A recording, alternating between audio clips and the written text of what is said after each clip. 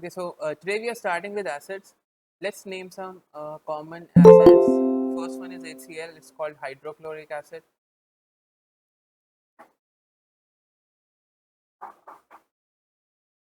Then you have H2SO4. It's called sulfuric acid.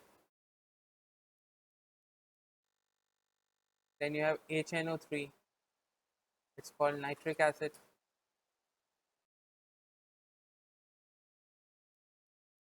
ठीक है, अगर आप देखो तो इन जो सारे एसिड्स हैं इनके मैंने फॉर्मूलाज भी लिखे हैं, इनमें क्या चीज़ कॉमन है? इनमें एक ऐसी चीज़ है जो कि कॉमन है, विच इज हाइड्रोजन, राइट? एक सब में कॉमन है, इसका मतलब है acids are something to do with hydrogen. तो बेसिकली एसिड्स की डेफिनेशन भी यही है कि acids are basically hydrogen ion donors. Acids hydrogen ion release करते हैं जब उनको पानी में डालते हैं, यानी कि HCl को जब आप पानी में डालोगे तो वो हाइड्रोजन आयन देगा और एक क्लोराइड आयन देगा. इस प्रोसेस को कहते हैं डिसोसिएशन.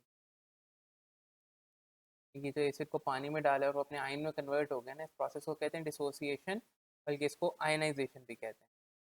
इतना H2SO4 को पानी में डालोगे तो दो हाइड्रोजन आयन बनेंगे, क्योंकि दो हाइड्रोजन आइटम्स साथ में सल्फेट आयन निकलेगा.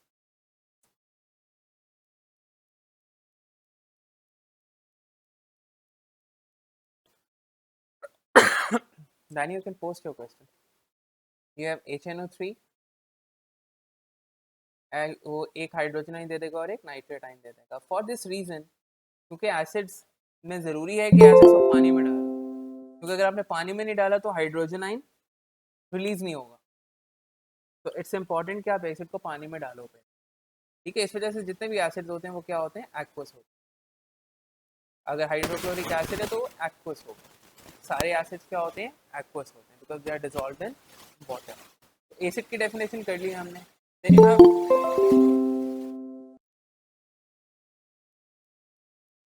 दानिया, इसको भी बैलेंस करने के लिए आएगी नहीं, लेकिन अगर मैं इसको जल्दी से बैलेंस कर लो तो लेफ्ट पे 12 कार्बन है, राइट पे 12 से मल्टीप्लाई कर दो कार्बन डाइऑक्साइड को. फिर हाइड्रोजन को बैलेंस करो, लेफ्ट पे 22 है, राइट पे 2 है, तो 11 से मल्टीप्लाई कर दिया राइट पे. ठीक है, तो अब ऑक्सीजन देखो कितने हो गए. फिर एंटी ऑक्सीजन को बैलेंस कर लेंगे, सेपरेटली ग्रुप में पूछ लेना मुझसे. Anyway, now let's talk about strong versus weak acid. अब क्योंकि एसिड की डेफिनेशन ही यही है कि वो हाइड्रोजन आयंस डोनेट करते हैं, तो स्ट्रॉन्ग जो है वो ज़्यादा डोनेट करेंगे, वीक जो है वो कम डोनेट करेंगे. बट डेफिनेशन में हम ये लेंगे, डेफिनेशन हम कुछ इस तरह से लिखते हैं कि जो स्ट्रॉन्ग एसिड्स होते हैं, they completely ionise in water. They completely ionise in water. और वीक एसिड जो होते हैं, दे पार्शियली आयनाइज. या केसेस आर ऑलवेज एक्वस. एक बात याद रखना, जनरली देखो HCl, वैसे अगर HCl लिखा हुआ है ना, दिस इज हाइड्रोजन क्लोराइड. यही अगर एक्वस लिखा हुआ है, then it's hydrochloric acid. Okay, अच्छा, तो स्ट्रॉन्ग एसिड्स कंप्लीटली आयनाइज करते हैं, वीक एसिड पार्शियली आयनाइज करते हैं. तो क्योंकि ये ज़्यादा आयनाइज करते हैं तो they are going to be better conductors, क्योंकि इनके पास फ्री आयन ज़्यादा होंगे. They are going to better conductors of electricity as compare to these. ठीक है, पार्शियल, ये जो आपके वीक एसिड्स होते हैं, वीक एसिड्स से स्ट्रॉन्ग एसिड ज़्यादा बेहतर कंडक्टर्स होंगे, because they have greater number of hydrogen ion. बिल्कुल, जितने भी ऑर्गेनिक एसिड्स होते हैं, यानी कि कार्बोक्सिलिक एसिड, वो सारे वीक होते हैं. अब हम आते हैं एसिड्स की प्रॉपर्टीज़ के ऊपर. यस, आयनाइज इन सोल्यूशन कर लो, लेकिन आयनाइज इन समथिंग करोगे. We call them proton donor. Hydrogen ions को प्रोटॉन्स भी कहते हैं. उसकी रीज़न ये होती है कि हाइड्रोजन आइन जो होता है, इसके पास एक प्रोटॉन है, इलेक्ट्रॉन एक था वो भी इसने दे दिया, जीरो हो गया, और न्यूट्रॉन इसके पास क्या है? जीरो. तो इसके पास एक प्रोटॉन ही होता है हाइड्रोजन आइन. हाइड्रोजन आइन के पास सिर्फ एक प्रोटॉन होता है, तो हाइड्रोजन आइन को अक्सर प्रोटॉन्स भी कहते हैं. इसलिए एसिड की डेफिनेशन में भी लिखा होता है proton donor.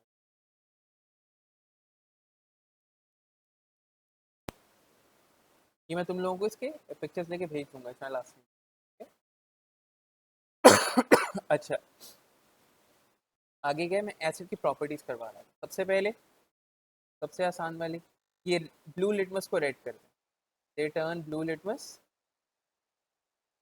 Red, they turn blue litmus red. Test इनका सावर होता है, ठीक है। बस ये दो इनकी प्रॉपर्टीज हैं, गुड कंडक्टर्स मैंने आपको बता दिया। अब इनके रिएक्शंस की बात करते हैं जो कि इनकी chemical property very important, that is acids जब रिएक्ट करते हैं मेटल्स के साथ, एसिड्स जब रिएक्ट करते हैं मेटल्स के साथ तो सॉल्ट और हाइड्रोजन बनता है, ठीक है। अब सॉल्ट कैसे बनता है वो भी देख लेते हैं। एसिड लिया मैंने कोई भी HCl, मैंने कोई भी मेटल लिया, मेटल आप सिर्फ वो ले सकते हो जो रिएक्टिविटी सीरीज में हाइड्रोजन से ऊपर है। मेटल आप सिर्फ वो लेते हो जो रिएक्टिविटी सीरीज में हाइड्रोजन से ऊपर होता है, क्योंकि सिर्फ वो मेटल एसिड के साथ रिएक्ट करते हैं जो हाइड्रोजन से ज़्यादा रिएक्टिव होते हैं। ओके, वैसे ही रिएक्शन क्या है वो समझ लो। लेट से मैं मैग्नीशियम के साथ रिएक्ट करवा रहा हूँ इसको, तो क्या बनेगा, सॉल्ट और हाइड्रोजन। अब सॉल्ट बनता कैसे है, सॉल्ट बनता है जब मेटल हिट करता है एसिड के नेगेटिव आयन। जो जिन बच्चों को कॉन्सेप्ट क्लियर नहीं होते वो MgCl लिख देते, MgCl बन जाएगा। नहीं, जब भी आपने कंपाउंड का फॉर्मूला लिखना है पहले आपने उसके आयंस लिखने हैं। मैग्नीशियम ग्रुप 2 में होता है चार्ज +2 होगा, Cl ग्रुप 7 में होता है चार्ज -1 होगा, तो इट विल बिकम MgCl2 और साथ में निकलेगी हाइड्रोजन। अब आप इसको बैलेंस कर लें, राइट पे 2 क्लोरीन है, लेफ्ट पे 1 है, मैंने 2 कर दी, हाइड्रोजन बैलेंस हो गया। ओके, और करते हैं, लेट से H2SO4 है, इसको रिएक्ट करवाते हैं एल्यूमिनियम के साथ, ठीक है। तो क्या बनेगा, मेटल हिट करता है एसिड के नेगेटिव आयन को, मेटल है एल्यूमिनियम, एसिड का नेगेटिव आयन है सल्फेट। तो आयन लिखे पहले, वर्किंग अलहदा से कर ली, आयन लिखे पहले, एल्यूमिनियम +3 होता है, सल्फेट SO4 -2 होता है। तो क्या बनेगा, Al2SO4 बना दें यहाँ पे, Al2SO4 और साथ में हाइड्रोजन। आपको वर्ड इक्वेशन बनाने का भी बोल सकता है, वर्ड इक्वेशन का मतलब आपने इंग्लिश में लिखना है, sulphuric acid plus aluminium forms aluminium sulphate, English में लिखा, साथ में हाइड्रोजन। ओके, अब इसको बैलेंस कर लें। सल्फेट राइट पे 3 है, SO4 राइट पे 3 है, लेफ्ट पे 1 है, तो 3 से मल्टीप्लाई कर लिया, SO4 भी 3 हो गए। हाइड्रोजन कितने हो गए इससे, 6 हो गए, हाइड्रोजन 6 कर लिए, एल्यूमिनियम 2 है, एल्यूमिनियम 2 कर लिए। ये हमारी पहली प्रॉपर्टी है, एसिड और मेटल्स रिएक्ट करते हैं तो सॉल्ट और हाइड्रोजन बनते हैं। दूसरी प्रॉपर्टी ये है,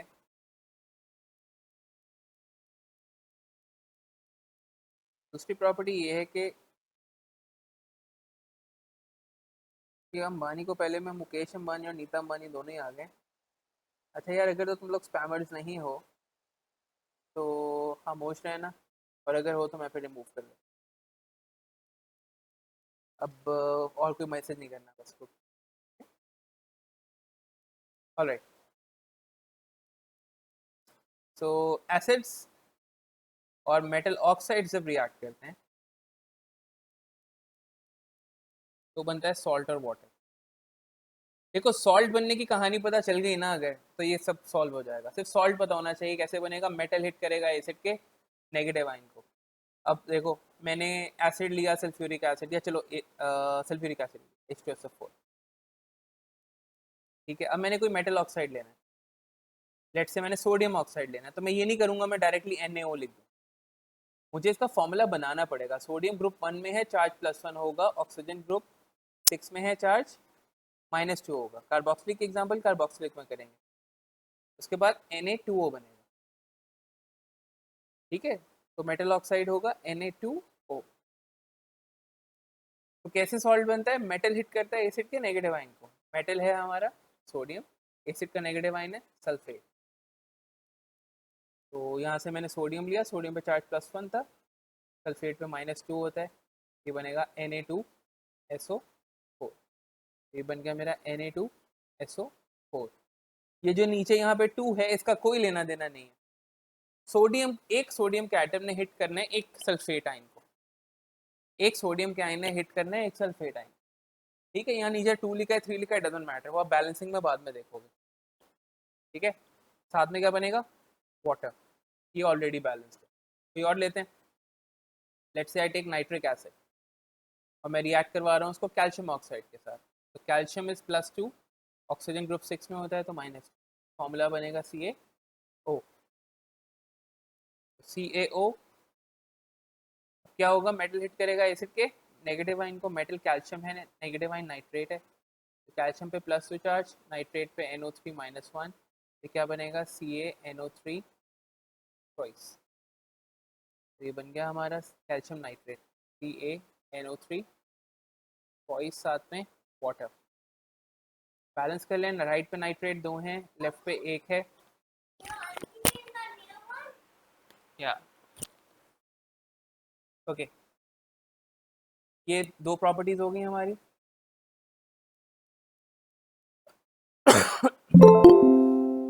तीसरी लिखते हैं, थर्ड प्रॉपर्टी है हमारी। Okay, the third property is that acid जब मेटल हाइड्रोक्साइड के साथ रिएक्ट करते हैं तब भी सॉल्ट और वाटर, एसिड जब मेटल हाइड्रोक्साइड के साथ रिएक्ट करते हैं तब भी सॉल्ट और वाटर बनते हैं।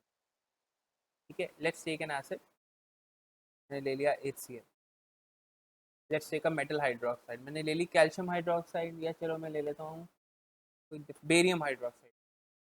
बेरियम हाइड्रोक्साइड फॉर्मूला बनाना पड़ेगा, बेरियम ग्रुप 2 में चार्ज +2 होगा, OH पे -1 होता है, तो ये बनेगा BaOH, उसमें आएंगे अभी। सो बेरियम हाइड्रोक्साइड क्या क्या रिएक्शन होता है, सॉल्ट और वाटर बनेगा, सॉल्ट फिर वैसे ही बनेगा, ये मेटल है ग्रुप 2 में होता है, हिट करेगा एसिड के नेगेटिव आयन, तो बेरियम पे चार्ज है +2, Cl पे चार्ज होता है -1, this will become BaCl, BaCl2, साथ में बनेगा वाटर, राइट पे 2 क्लोरीन, लेफ्ट पे 1 क्लोरीन, ये बैलेंस हो गया।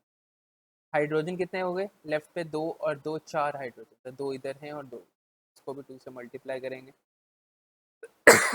इससे ऑक्सीजन 2 हो जाएंगे, राइट पे, लेफ्ट पे ऑक्सीजन 2 ही, ये बैलेंस हो। ठीक है, आपको बेसिकली ये प्रॉपर्टी याद होनी चाहिए कि मेटल के साथ रिएक्ट करते हैं तो क्या बनेगा, मेटल ऑक्साइड के साथ क्या बनेगा, मेटल हाइड्रोक्साइड के साथ क्या बनेगा। ठीक है, चौथा पॉइंट आएगा हमारा कि जब एसिड्स मेटल कार्बोनेट्स के साथ रिएक्ट करते हैं तो सॉल्ट बनता है, वाटर बनता है और कार्बन डाइऑक्साइड बनता है। ठीक है, अब कोई एसिड ले लेता हूँ, एक मशहूर ज़माना रिएक्शन है वो लिखते हैं, HCl, हाइड्रोक्लोरिक एसिड लिया मैंने रिएक्ट किया उसको कैल्शियम कार्बोनेट से, कैल्शियम कार्बोनेट क्या होगा, Ca+2 होता है, कार्बोनेट CO3 -2 होता है, ये बनेगा CaCO3। सॉल्ट क्या बनेगा, मेटल हिट करेगा एसिड के नेगेटिव आइन को, कैल्शियम क्लोराइड बनेगा CaCl2 plus water plus carbon dioxide, तो बैलेंस कर लें, Cl राइट पे 2 हैं, ये मैंने बैलेंस, तो ये 4 रिएक्शंस हैं हमारे, in total we have these 4 properties of acids. ठीक है, पूरा एसिड इन रिएक्शंस के अराउंड घूमता है, पूरा एसिड जो है ना वो इन्हीं रिएक्शंस के अराउंड घूमते हैं। ठीक है, ये लिखने आ जाएंगे तो आधा एसिड वाला चैप्टर हो जाता है आपका, बस आपको ये लिखने आने। ठीक है, और ये इतने मुश्किल भी नहीं, अगर आपको इक्वेशन बनानी आती है आपको सिर्फ याद करना है कि सॉल्ट कैसे बनता है, अगर आपने ये देख लिया कि सॉल्ट कैसे बनता है तो ये हो जाएगा।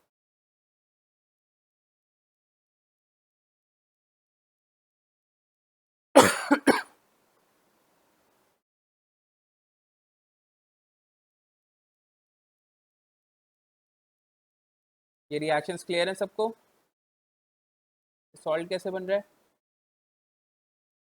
यार सॉल्ट आने देना, ये अब्दुल्ला वही है ना जिसको आगे की पड़ी हुई है सारी, अब्दुल्ला भी आने दे यार सॉल्ट। ओके, अब ये देखो, अब मजे की बात करेंगे, अब बात करते हैं हम बेसिस की।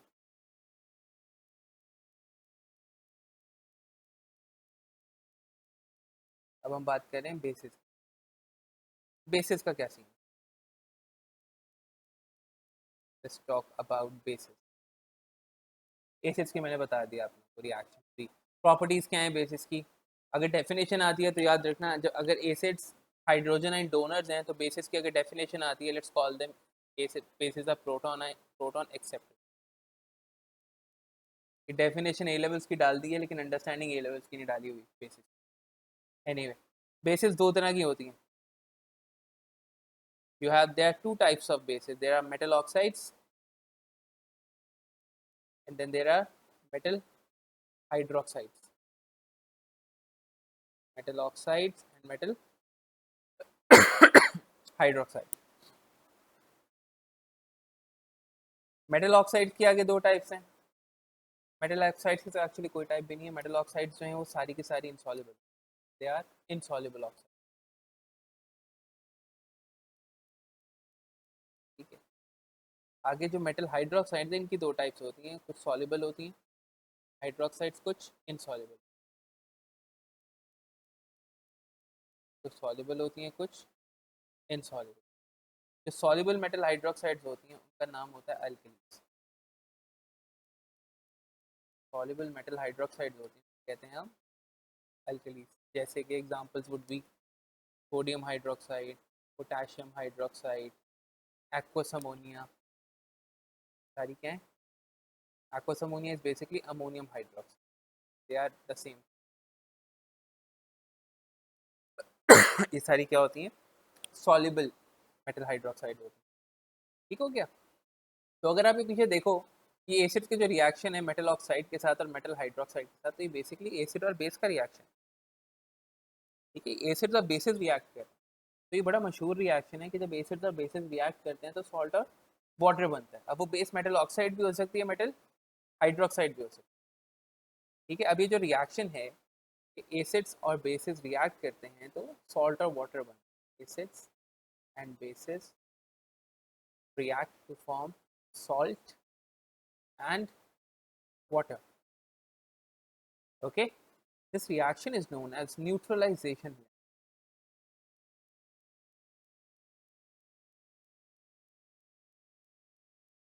This reaction is known as neutralisation reaction. और इसकी आयोनिक इक्वेशन बहुत कॉमनली पूछ, चलो कोई कुछ लिखते हैं। H2SO4 एक्वस होता है, कोई बेस लिखते हैं, let's say sodium hydroxide. Salt कैसे बनेगा? मेटल हिट करेगा एसिड के नेगेटिव आयन को, तो सोडियम पे +1 चार्ज है, सल्फेट पे -2 होता है, तो क्या बनेगा? Na2SO4। Na2SO4 और साथ में बनेगी, अब बनेगा वाटर। इसको मैंने बैलेंस कर, मेरा बैलेंस हो गया, अब बैलेंस हो गया। It's on its way, it's coming. Okay, all right.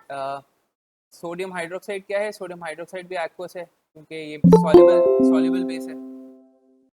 ठीक है, सोडियम सल्फेट क्या होगा? सल्फेट्स आगे जाके पता चल जाएगा तुम लोगों को कि भी एक्वस होते हैं, कौन सा सल्फेट, सॉल्युबिलिटी रूल से पता चल जाएगा। और वाटर है हमारा लिक्विड। अक्सर बच्चे वाटर को एक्वस लिखते हैं। देखो, एक्वस का मतलब है कोई चीज़ पानी में डिजोल्व हो। ठीक है, H2O का मतलब है कि वो लिक्विड। H2O तो वैसे लिक्विड स्टेट में है ना। अब जब इसकी आयोनिक इक्वेशन लिखनी है, अक्सर बच्चे इसको पूरा खोल देते हैं। पूरा खोलने की जरूरत नहीं होती, जो दोनों तरफ एक्वस साइंस कॉमन होते हैं ना, वो कैंसिल हो जाते हैं। आयोनिक इक्वेशन लिखने का तरीका क्या होता है कि पहले आप इक्वेशन लिखते हो, फिर बैलेंस करते हो, कर ली, स्टेट्स लिख ली, उसके पास जो दोनों तरफ एक्वस साइंस कॉमन होते हैं ना, उनको कैंसिल कर देते।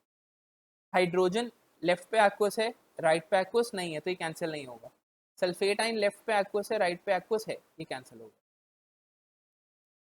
लेफ्ट पे सोडियम आइन एक्वस है, राइट पे भी सोडियम एक्वस है, सोडियम भी कैंसिल होगा। हाइड्रोक्साइड एक्वस राइट पे नहीं है, तो पीछे बचा क्या मेरे पास? मेरे पास यहाँ से दो हाइड्रोजन आइटम्स बचे, तो जो कि हाइड्रोजन आइंस की फॉर्म में आएंगे क्योंकि एक्वस है। उसके बाद मेरे पास दो हाइड्रोक्साइड आएंगे यहाँ से, और साथ में यहाँ से दो वाटर मॉलिक्यूल। उनकी स्टेट्स क्या होंगी? आइंस की हमेशा एक्वस होगी। तो ये आपकी आयोनिक इक्वेशन बन जाएगी। This would be the ionic equation.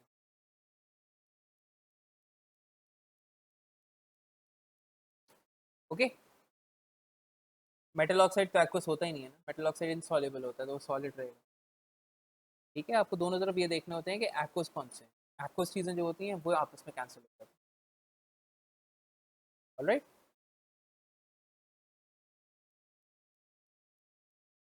What do you mean how does water form? Water तो बनेगा ना, जब मेटल ऑक्साइड और एसिड रिएक्ट करेगा तो सॉल्ट और वाटर ही बनेगा. अच्छा, तो आप लोगों को जब भी न्यूट्रलाइजेशन रिएक्शन की आयोनिक इक्वेशन पूछी जाए ना, तो आपको ये पूरा स्टेप करने की भी जरूरत नहीं होती, आप डायरेक्टली लिख सकते हो. जितने भी न्यूट्रलाइजेशन रिएक्शन है उनके आयोनिक इक्वेशन यही है, H plus plus OH minus forms H2. आप डायरेक्टली भी लिख सकते हो. ग्रुप 1 मेटल ऑक्साइड जो है वो वैसे ही सॉल्युबल होगा ना, क्योंकि यहाँ पे जब पानी भी बन रहा होगा तो वो पानी के साथ डिजोल्व होकर वो हाइड्रोक्साइड ही बनाएगा, वो ऑक्साइड की फॉर्म में नहीं रहेगा.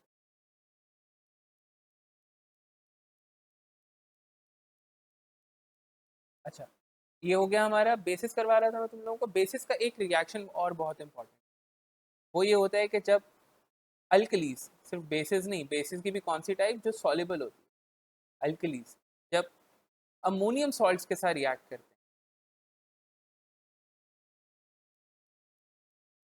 तो सॉल्ट बनता है, वाटर बनता है, एंड वेरी इंपॉर्टेंट अमोनिया बनती है. ये बहुत से क्वेश्चन में पूछा जाता है. वो आपको कहता है कि एक अल्कली होगी कि नाम लिखा होगा, वो कहेगा ये किसके साथ रिएक्ट करेगा, तो एक ऐसी गैस निकलेगी जो रेड लिटमस को ब्लू कर देगी. तो बेसिस जो होती हैं बेसिकली क्या करती हैं, बेसिस एसिड रेड लिटमस को, एसिड जो है वो ब्लू लिटमस को रेड करते हैं, बेसिस रेड लिटमस को ब्लू करती हैं. और जो अमोनिया होती है वो बेसिक गैस होती है.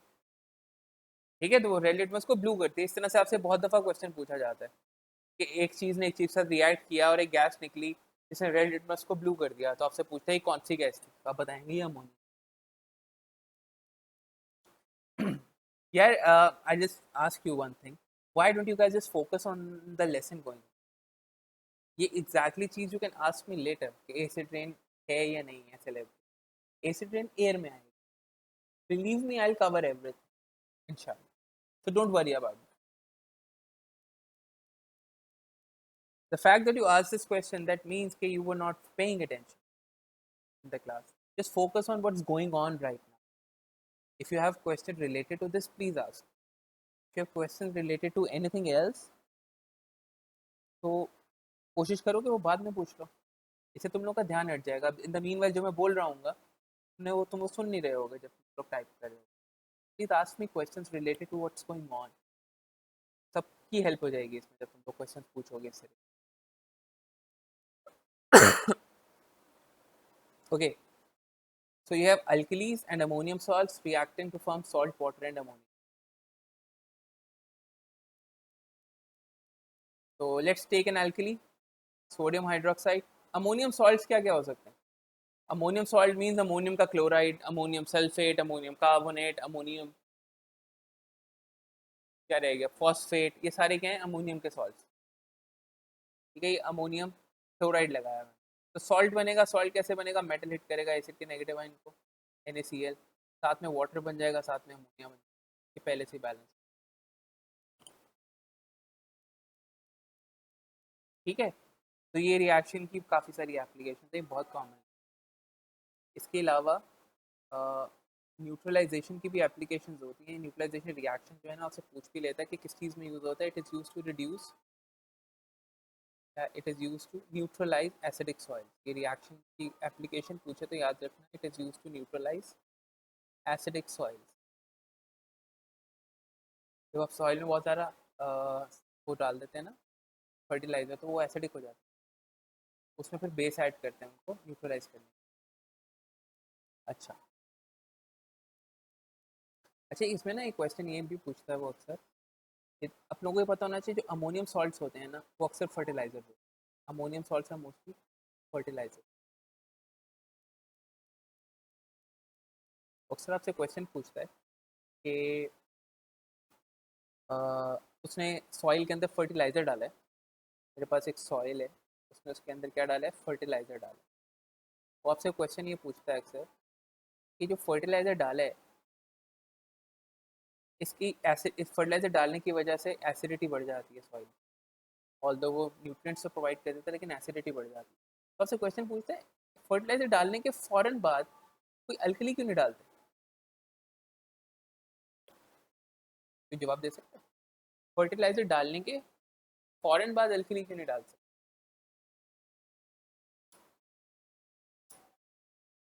Who will answer me? जल्दी से. Anyone?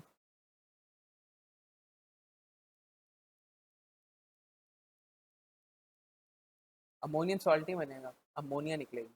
Abdullah is right. Ammonia gas निकलना शुरू हो जाएगी क्योंकि आपने फर्टिलाइजर डाला हुआ है. अल्कली डालोगे तो ये ऊपर वाला रिएक्शन होगा, अमोनिया गैस निकलेगी. अमोनिया गैस निकलने की वजह से नाइट्रोजन सॉइल में से कम हो जाएगी. तो आपने फर्टिलाइजर डाला क्यों था अमोनियम का? इसीलिए डाला था ना कि नाइट्रोजन का कंटेंट बढ़ा हुआ सॉइल के अंदर. सॉइल को 3 चीज़ें चाहिए होती है ना, नाइट्रोजन, फॉस्फोरस और पोटेशियम. तो आपने अमोनियम का फर्टिलाइजर डाला ही स्पेशली इस वजह से था ताकि उसका नाइट्रोजन कंटेंट बढ़ जाए. तो अगर अमोनिया निकल जाएगी तो उसका नाइट्रोजन कंटेंट कम हो जाता है. तो दैट्स वाई फर्टिलाइजर डालने के फ़ौरन बाद अल्कली ऐड नहीं करते. सॉइल का कंटेंट कम हो जाता है नाइट्रोजन.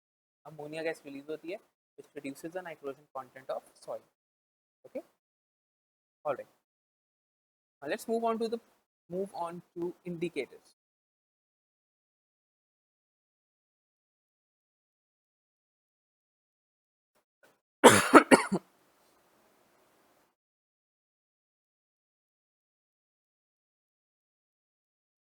इंडिकेटर्स क्या होते हैं? इंडिकेटर्स आपको ये बताते हैं कि इंडिकेटर्स आप एसिड में वो डिफरेंट कलर शो करते हैं, बेस में वो डिफरेंट कलर शो करते हैं. तो बेसिकली वो ये बताते हैं कि आपको एक सोल्यूशन एसिडिक है या बेसिक है.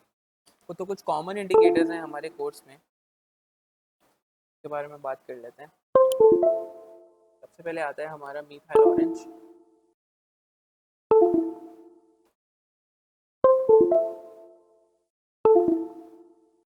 ओके, सबसे पहले आता है हमारा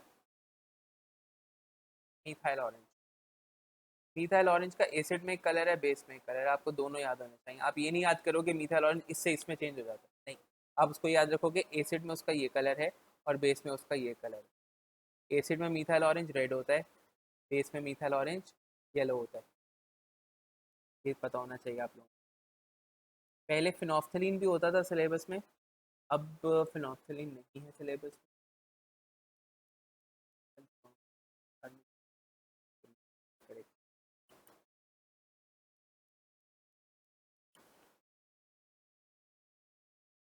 वो ले जाइएगा खाने के लिए जो था.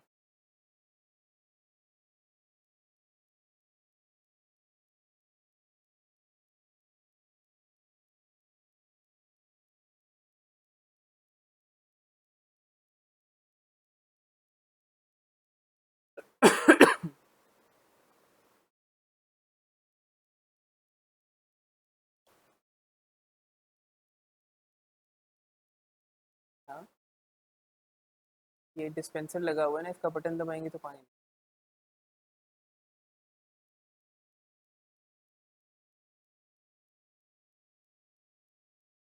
इसकी में मतलब निकल गया था वैसे, मैंने कहा फजूल में याद ना करना पड़े.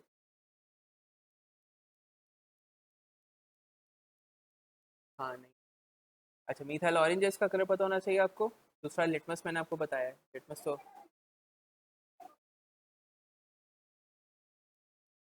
उसके बाद लिटमस है. लिटमस का मैंने आपको बता दिया, एसिड ब्लू लिटमस रेड करता है. तो लिटमस रेड होगा एसिड के अंदर और बेस में वो ब्लू होगा. तीसरा जो नया है ना वो है थाइमोफ्थलीन.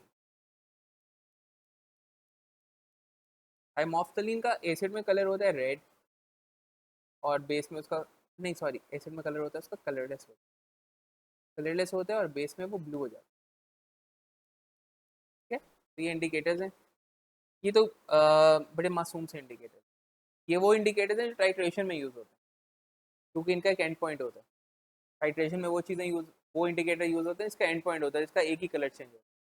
लेकिन जो इन इंडिकेटर्स का जो basically you can say the daddy of all indicators, that is basically what we say is universal.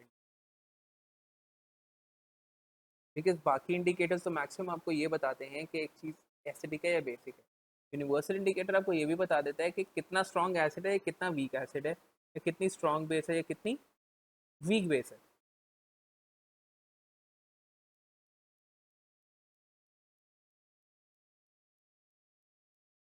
Yes, base में उसका कलर ब्लू हो जाता है. तो यूनिवर्सल इंडिकेटर कैसे करता है ये, कैसे पता चलता है उसको कि कौन सा वीक एसिड है, कौन सा स्ट्रॉन्ग एसिड है, कौन सी वीक बेस है, कौन सी स्ट्रॉन्ग बेस है? We use pH scale for that. We use pH scale. PH scale क्या होता है? पीएच आपको बताती है पावर ऑफ हाइड्रोजन। ये होता है 0 से 14 तक स्केल होता है। 7 पीएच का मतलब है कि सोल्यूशन न्यूट्रल है। ठीक है, जित 7 से नीचे जो वैल्यूज होती हैं वो एसिडिक होती हैं। Less than 7 means acid, greater than 7 means basic.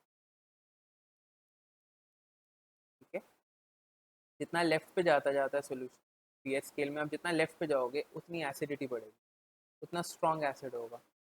और जितना राइट पे जाओगे उतना स्ट्रॉन्ग बेस होगा।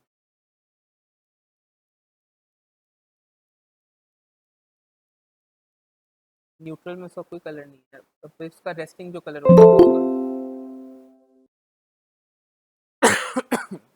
अच्छा, जितना लेफ्ट पे जाओगे उतना स्ट्रॉन्ग एसिड, जितनी राइट पे जाओगे उतनी स्ट्रॉन्ग बेस। यानी कि मैं अगर मेरे पास दो सोल्यूशन हैं, एक की पीएच 2 है और एक की पीएच 5 है, तो स्ट्रॉन्गर एसिड कौन सा होगा? 2 पीएच वाला। 2 पीएच वाला विल बी स्ट्रॉन्गर। इस तरह अगर आपके पास दो सोल्यूशन है, एक की पीएच 13 है और एक की पीएच 10 है, तो कौन सी स्ट्रॉन्गर बेस होगी? 13 वाली। ठीक है, अब आपको यूनिवर्सल इंडिकेटर के ओवरऑल कलर रेंज का पता होना चाहिए। लाइक जो वीक एसिड्स होते हैं वो येलो होते हैं। ठीक है, then they change to orange moderately strong acid जो होते हैं, सॉरी उल्टा लिख रहा हूँ, स्ट्रॉन्ग एसिड यहाँ से आएंगे ना। वीक एसिड का मतलब ये है कि 7 के करीब होंगे जो इनके पीएच, वो होंगे येलो। फिर जैसे थोड़ा सा स्ट्रॉन्ग की तरफ जाओगे तो ऑरेंज हो जाएंगे। जो वाकई में स्ट्रॉन्ग एसिड होते हैं वो रेड होते हैं। तो ये रेड का पैलेट होता है बेसिकली एसिड्स के लिए, येलो से रेड का। Weak acids yellow, strong acids red. इसमें जो बेसिस हैं वो बेसिकली लाइट ब्लू से डार्क ब्लू हो जाती है। लाइट ब्लू से स्टार्ट करती हैं, डार्क ब्लू, और इवेंचुअली वायलेट हो जाते हैं, डीप ब्लू कलर हो जाता है। जो स्ट्रॉन्ग बेसिस होती हैं उनका वायलेट सा कलर होता है। और जो न्यूट्रल सॉल्यूशंस होते हैं, यानी कि अगर पानी के अंदर न्यूट्रल इंडिकेटर डालेंगे तो उसका कलर आएगा ग्रीन। ठीक है, तो ये कलर से हम देखते हैं बेसिकली कि भाई कलर से हमें पता चलता है कि इस सोल्यूशन की पीएच कितनी है, किस रेंज में है, स्ट्रॉन्ग एसिड है, वीक एसिड है, या स्ट्रॉन्ग बेस है, या weak. Is it clear?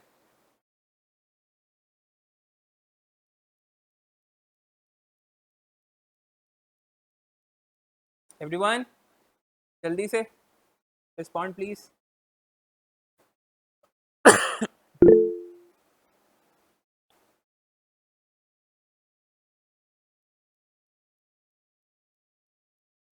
Yusra है क्लास में? Yusra, is it clear?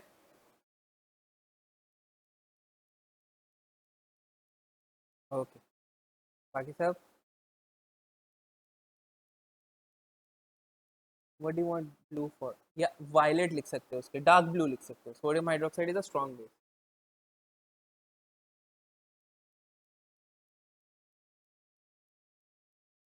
आपने यूनिवर्सल इंडिकेटर डाला एक सोल्यूशन के अंदर, ठीक है, तो कलर येलो हो गया।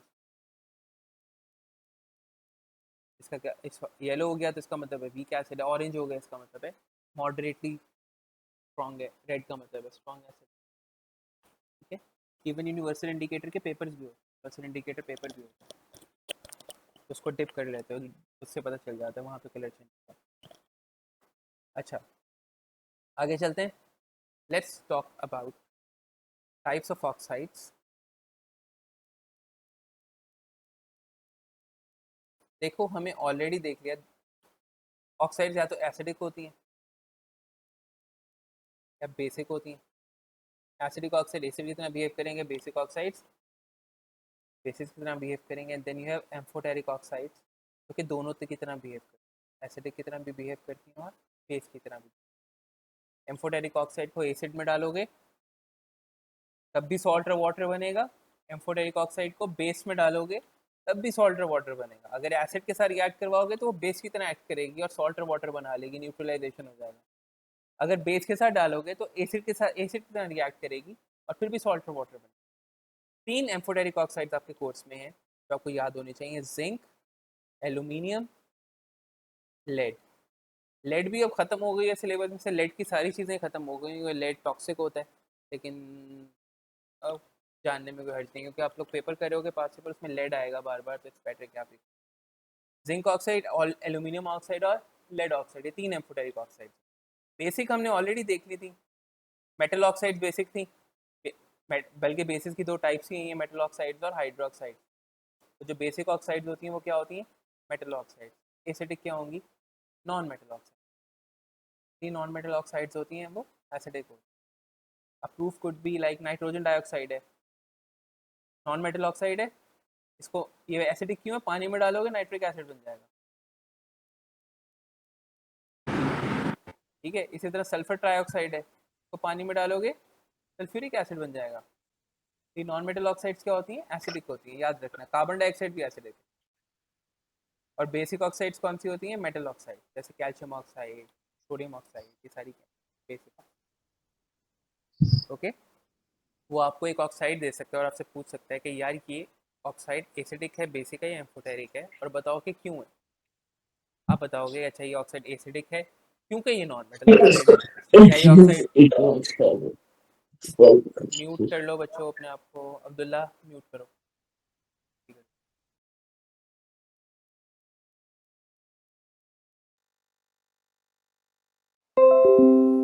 एम्फोटेरिक ऑक्साइड्स वो होती हैं जो दोनों की तरह रिएक्ट, यानी कि अगर मैं एसिड और जिंक ऑक्साइड का रिएक्शन कर रहा हूँ विच इज एम्फोटेरिक, तो अभी सॉल्ट और वाटर बनेगा, यानी कि जिंक ऑक्साइड यहाँ पे एज अ बेस एक्ट करेगी। अगर मैं इसका बेस के साथ रिएक्शन कर रहा हूँ जिंक के साथ, जिंक ऑक्साइड के साथ, ये रिएक्शन पूछेगा नहीं वो आपसे, तब भी सॉल्ट और वाटर, यानी कि न्यूट्रलाइजेशन दोनों के केस में हो जाएगी, बिकॉज जिंक ऑक्साइड एसिड की तरह भी एक्ट करेगी और बेस की तरह भी एक्ट करेगी। ओके, तो ये हमारा एसिड एंड बेसिस था। इसके क्वेश्चंस कर लेते हैं।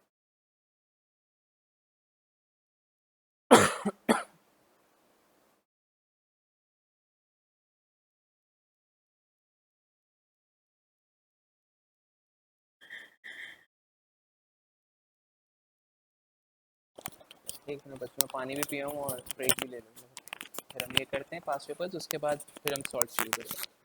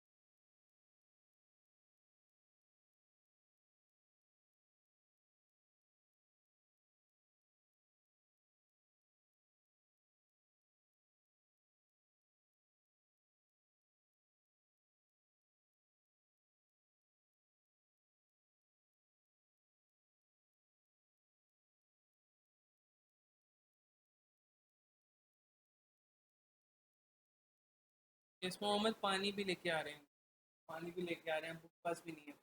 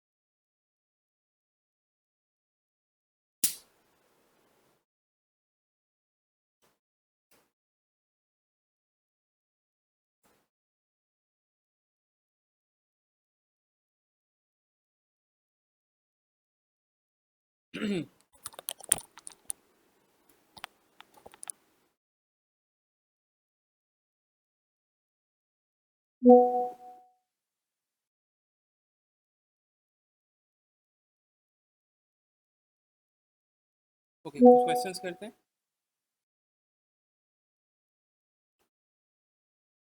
डिस्क्राइब मेरी आवाज आ रही, कुछ तो नहीं किया हुआ।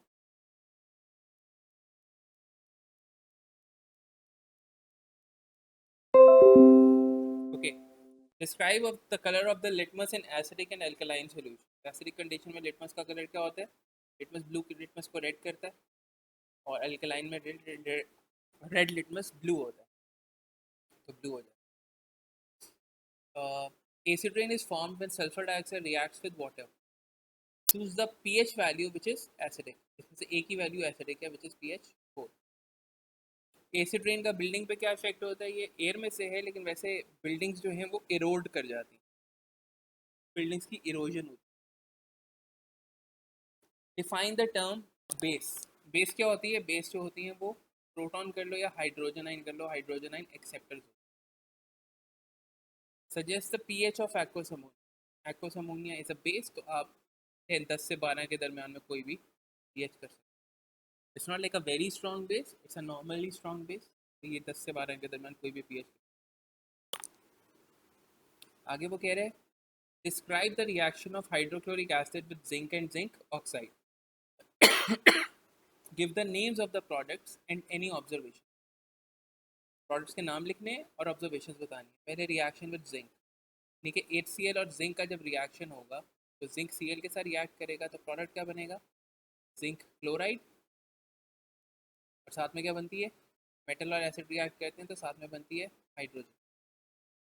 और ऑब्जर्वेशन क्या आएंगी? जब गैस निकलती है तो फिजिंग होती है, एफर्वेसेंस, जो भी आप लिखना। बट जिंक ऑक्साइड के साथ क्या होगा? जिंक ऑक्साइड और HCl रिएक्ट करेंगे तो अगेन जिंक क्लोराइड बनेगा, लेकिन दूसरा प्रोडक्ट डिफरेंट होगा, साथ में वाटर बनेगा। और ऑब्जर्वेशन इसमें क्या आएगी? देखो, जिंक ऑक्साइड सॉलिड होता है, राइट? आयोनिक कंपाउंड है, मेटल और नॉन मेटल से मिलकर बना हुआ। तो जब भी कोई सॉलिड किसी लिक्विड के साथ रिएक्ट कर रहा होता है ना, तो एक ऑब्जर्वेशन आप हमेशा ये लिख सकते हो कि सॉलिड डिसअपियर्स।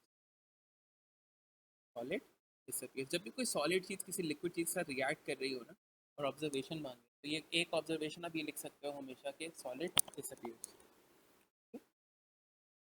आगे वो देखो, explain in terms of proton transfer what is meant by a base. एक अभी मैंने बताया हाइड्रोजन आयन एक्सेप्टर होती है, proton acceptor. State a pH number that indicates the presence of strong alkali. 13, state the colour of methyl orange in aqueous sodium hydroxide. Sodium hydroxide हमें पता है क्या है, मेटल हाइड्रोक्साइड है, स्ट्रॉन्ग बेस है। Methyl orange का colour base में क्या होता है? येलो। एसिड में होता है रेड। और फिर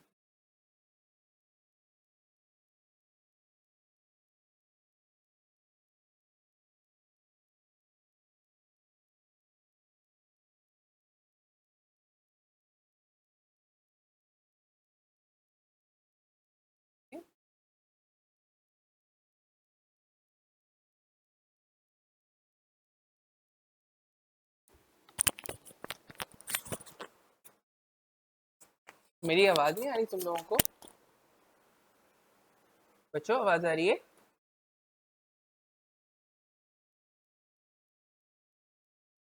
ऑलराइट। तो दरमियान में बहुत आवाज नहीं। आज पॉपुलेशन कम है यार। चलो कोई बात नहीं। एनीवे और क्वेश्चंस करते हैं कुछ हम। State the formula of the ion responsible for alkalinity in a solution. Alkalinity किस आयन की वजह से होती है? एसिडिटी हाइड्रोजन आयन की वजह से होती है, अल्कलिनिटी हाइड्रोक्साइड आयन की वजह से। State the colour of litmus in strong alkali, पहले ही बता दिया मैंने आपको। लिटमस पे क्या कलर होता है? अल्कलीज जो है वो रेड लिटमस को ब्लू करती हैं, तो ब्लू हो। State the term apply to acids that completely dissociate in water, they are strong acid. Complete the equation to show the complete dissociation of sulfuric acid in water.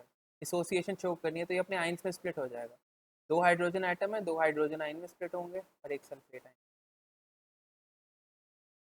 ठीक है, methyl और sulphuric acid में कर चुके पहले, भी कर चुके हैं। Okay, describe how you could show that ethanoic is a weaker acid than hydrochloric acid. आप ये किस तरह से शो कर सकते हैं कि एथेनॉइक एसिड जो है वो हाइड्रोक्लोरिक एसिड से वीक एसिड है? रिवर्सिबल से क्या मुराद है? बट शो कैसे कर सकते हैं? हमें नज़र तो नहीं आ रहा ना आयनाइज होता हुआ, तो आप सिंपली यूनिवर्सल इंडिकेटर डालें। Add universal indicator in in both acids.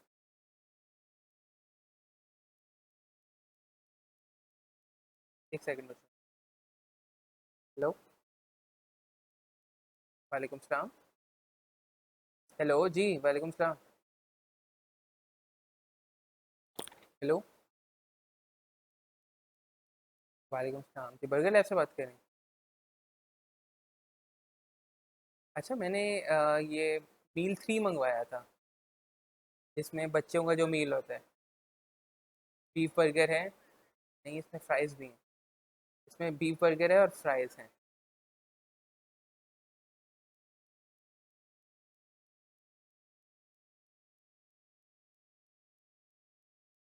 देखें आपके कौन से बर्गर के अंदर, बच्चों का बर्गर है नहीं है, बच्चों के बर्गर के अंदर कभी एलापिनोज होते हैं? ऐसा कौन सा बच्चों का आप खोल लें, बर्गर खोलें ज़रा।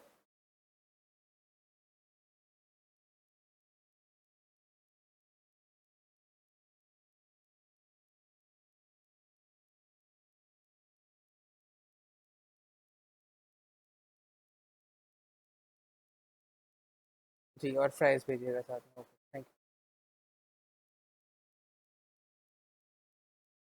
आप बिल्कुल प्लेन फ्राइज़ भेज दें और साथ जो है इसका जो टॉय वगैरह होता है पूरा पैकेट भेजें।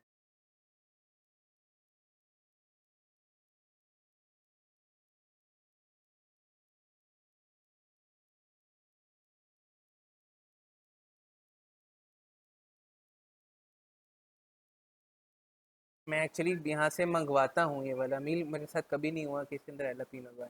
ये किड्स मील के अंदर नहीं होते। जी please. Okay, thank you. Bye.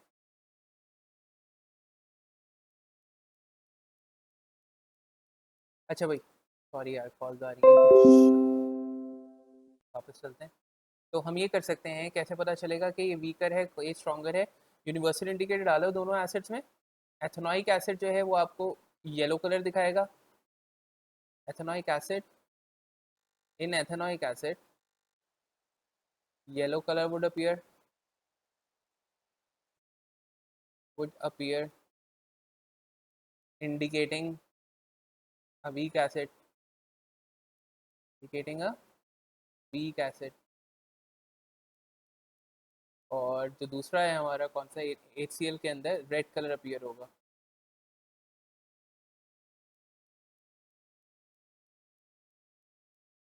Indicating a strong acid. और भी चीज़ें कर सकते हैं आप इसमें। समटाइम्स वो ये भी कहता है कि भाई पीएच नहीं फाइंड करनी, पीएच फाइंड किए बगैर बताओ कौन सा एसिड वीक है कौन सा एसिड स्ट्रॉन्ग है। तो आप उसमें क्या करो, आप उसमें सिर्फ मेटल डाल दो। ठीक है, आप मेटल डाल दो। मेटल डालोगे तो ऑब्वियसली मेटल और एसिड रिएक्ट करते हैं तो फिजिंग होती है ना, हाइड्रोजन गैस निकलती है।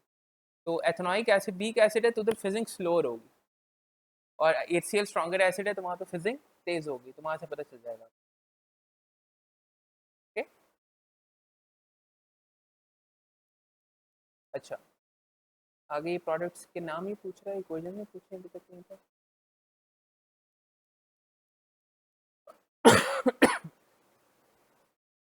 यस दानिया,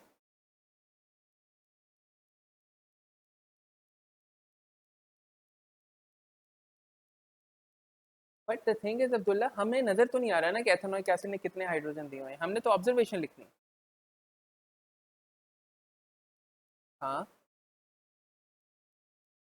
लिख दो ना एक दफा मेरे पास।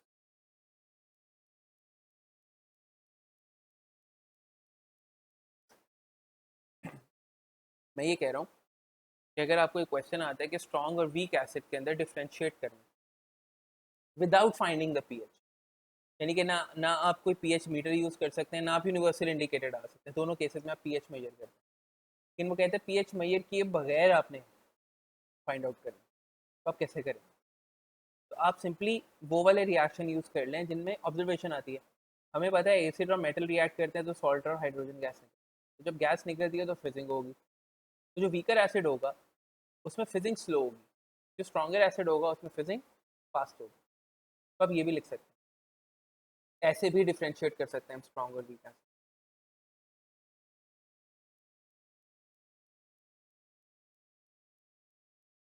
यस, बट डिफ्रेंशिएट कैसे करोगे? बबल्स तो दोनों केस में बनेंगे। तो ये कह सकते हो कि बबल्स जो हैं वो ज़्यादा स्पीड पे बन रहे हैं, rate of formation of bubbles is higher in HCl as compare to ethanoic acid. नहीं, अमाउंट डिपेंड करती है मोल्स पे, अमाउंट का कोई ताल्लुक नहीं है स्ट्रॉन्ग और वीक एसिड। मोर बबल्स पर मिनट कर लो, ऐसे कर लो की मर्जी। ओके, ये टाइट्रेशन हो रही है, टाइट्रेशन हम सॉल्ट्स में सही से पढ़ेंगे, लेकिन फिलहाल ये पता होना चाहिए तुम लोग को यूनिवर्सल इंडिकेटर टाइट्रेशन में कभी यूज़ नहीं होता, क्योंकि टाइट्रेशन में आपको चाहिए होता है कि आपका इंडिकेटर एक कलर चेंज करे, यानी कि आपको ऐसा इंडिकेटर चाहिए होता है जिसका कोई एंड पॉइंट हो। यूनिवर्सल इंडिकेटर का कोई एंड पॉइंट नहीं होता, उसका colour with pH continuously change होता रहता है, and you don't want that. आप हमेशा टाइट्रेशन में वो इंडिकेटर यूज़ करते हैं जिनका एंड पॉइंट होता है, जैसे फिनॉक्सिलिन हो गया, या थाइमोक्सिलिन हो गया, या मीथाइल ऑरेंज हो गया। कौन सा इंडिकेट यूनिवर्सल इंडिकेटर क्यों नहीं यूज़ कर सकते? It does not have a and point, it does not have an and. ये पहले सिर्फ IGCSE में आता था, ये मैंने O लेवल्स में भी देखा,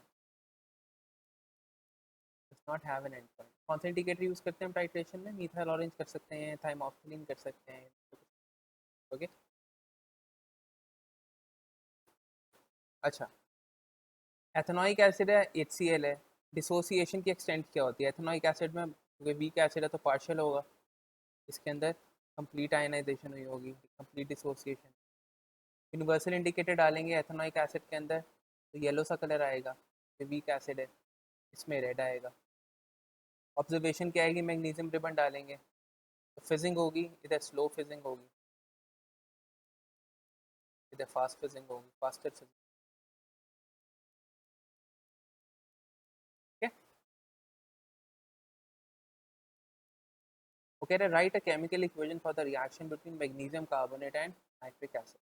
कहते हैं मैग्नीशियम कार्बोनेट, पहले आयंस लिखो तो पता चलेगा मैग्नीशियम कार्बोनेट कैसे बनाने हैं। Mg+2 होता है, CO3 - 2 होता है तो बनेगा MgCO3। रिएक्ट करे नाइट्रिक एसिड के साथ विच इज HNO3, तो मेटल हिट करता है एसिड के नेगेटिव आयन को। Mg के ऊपर चार्ज है +2 और NO3 पे चार्ज है -1, तो ये बन जाएगा MgNO3 ट्वाइस, MgNO3। हर गैस में फिजिंग होती है, जिस जिधर भी गैस निकलेगी फिजिंग होगी। और जब मेटल कार्बोनेट और एसिड रिएक्ट करते हैं तो सॉल्ट वाटर और कार्बन डाइऑक्साइड बनता है, तो वाटर भी बनाएंगे आप, कार्बन डाइऑक्साइड। NO3 राइट पे दो हैं आपने, लेफ्ट पे भी दो, फिर ये बैलेंस हो गई। ठीक है, इसके कुछ क्वेश्चंस मैंने अपनी ओरिजिनल जो कैंप्रो की वीडियो है उसमें भी एक वर्कशीट के क्वेश्चंस किए हुए हैं, वो भी देख लेना। बहुत सारे एसिड एंड बेसिस के टॉपिकल क्वेश्चंस करो, और जो कोई नहीं समझ में आता वो ग्रुप में भेजो। तो ये हमारा चैप्टर हो गया। Any questions? कितने लोग रह गए हैं? आज पॉपुलेशन बहुत कम हो गई है।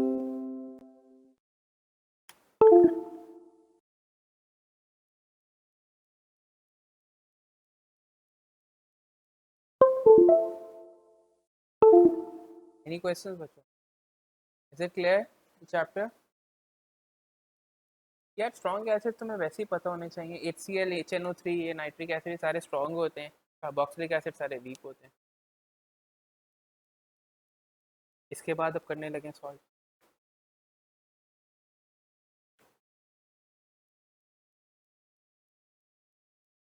बच्चों क्लियर है? आगे चलें?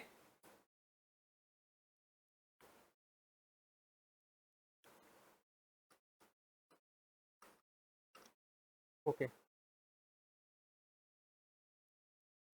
लिख सकते हो बिल्कुल। बबल्स पर यूनिट टाइम लिख सकते हो।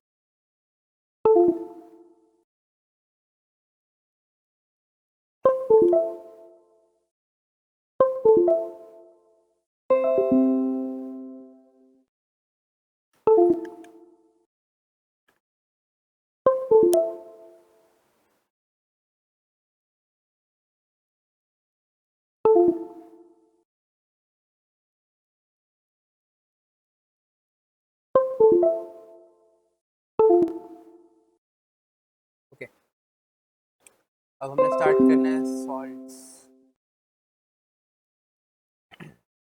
बेसिक्स हमने सॉल्ट्स की पढ़ ली हैं कि बनता कैसे है। ठीक है, सबसे सॉल्ट्स की टाइप्स देखते हैं। पहले रूल्स ऑफ सॉल्युबिलिटी देखते हैं। सबसे पहले आता है हमारा नाइट्रेट्स। क्या होते हैं?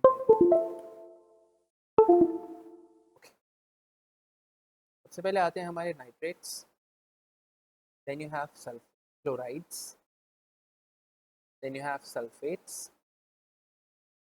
Then you have carbonates. ये चार तरह के सॉल्ट्स हैं। ऑब्वियसली ये जो भी ये मेटल के हैं सारे, metal nitrates, metal chlorides, metal sulphates, metal carbonates, even ammonium nitrates, ammonium chlorides, ammonium sulfates and ammonium carbonates.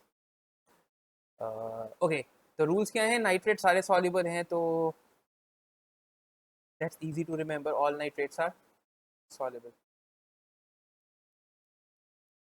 Chlorides का क्या है? All chlorides are soluble, all chlorides are soluble except small, medium, large. Small, medium, large. Small for silver, M for mercury, L for lead. ये तीन chlorides के अलावा सारे chlorides soluble हैं। Sulphates जो हैं, all sulphates are soluble, all sulphates are soluble. जिन्होंने मेरी वीडियो देखी उनको पता होगा मैं क्या बोलता हूँ। आर सॉल्युबल एक्सेप्ट कासो बासो पासो, कासो बासो पासो। Calcium sulphate, barium sulphate, lead sulphate, तीन चार दफ़ा बोलोगे कासो बासो पासो, याद हो जाए कासो बासो पासो। ये तीनों इनसॉल्युबल। ठीक है। कार्बोनेट्स का डिफरेंट है। कार्बोनेट्स जो हैं ज़्यादातर कार्बोनेट्स इनसॉल्युबल है। All carbonates are insoluble except APS, except ammonium, potassium and sodium carbonate। ठीक है, आर्मी पब्लिक स्कूल APS। पहला स्मॉल मीडियम लार्ज से याद रख लो, सल्फेट्स कासो पासो पासो से याद रख लो, कार्बोनेट्स APS से याद रखो। इसमें सिर्फ ये तीन सॉल्ट सॉल्युबल है, बाकी सारे इनसॉल्युबल हैं। और एक सेपरेट से रूल एक और याद रखो कि ग्रुप 1 के सारे सॉल्ट सॉल्युबल होते हैं, ग्रुप 1 के और अमोनियम के। Group 1 and ammonium salts are soluble. Sorry, all group 1 and ammonium salts are soluble। ये याद रखें। यानी कि लेट्स से मैं सोडियम का कोई भी सॉल्ट ले लूँ, सोडियम आयोडाइड ले लूँ, सोडियम ब्रोमाइड ले लूँ, सोडियम कार्बोनेट ले लूँ, सोडियम लगा हुआ है ग्रुप 1 का है तो सॉल्ट सॉल्युबल होगा। ये चीज़ याद रखें। अच्छा भाई, अब आते हैं प्रेपरेशन। सबसे पहले आते हैं preparation of insoluble salt. let's start with preparation of insoluble salt.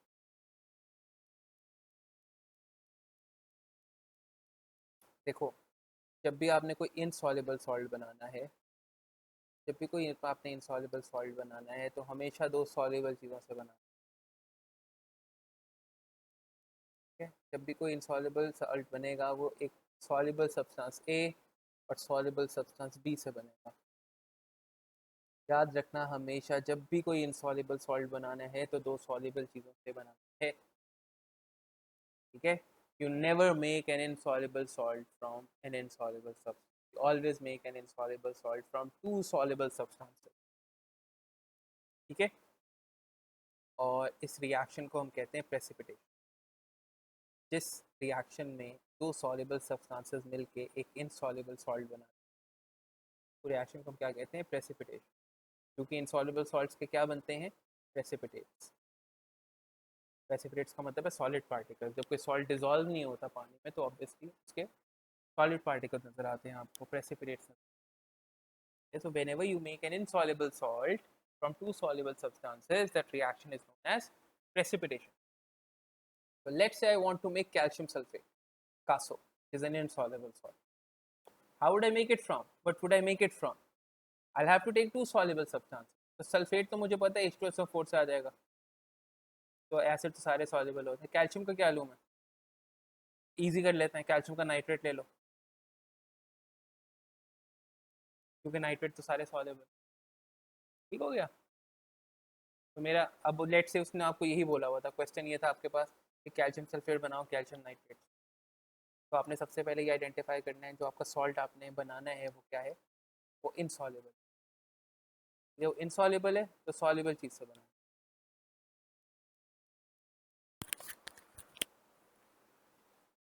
ठीक है।